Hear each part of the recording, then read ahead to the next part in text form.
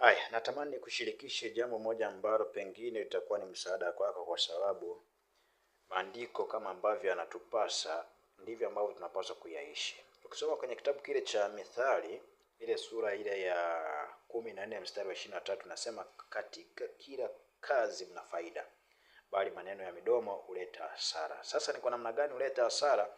Kuna watu ambao wanaendekeza maneno ya vijiweni, 1, 2, 3, 4, 5, 6, 7 na kuendelea, lakini wanashindwa kufahamu kwamba matokeo ya mwanadamu yoyote, kama we sio ombaomba, unajua ombaomba wapo aina nyingi.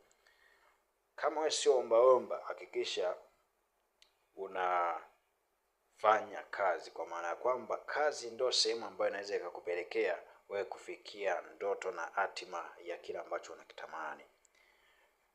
Fahamu neno kwamba kila kazi ndani yake mna faida.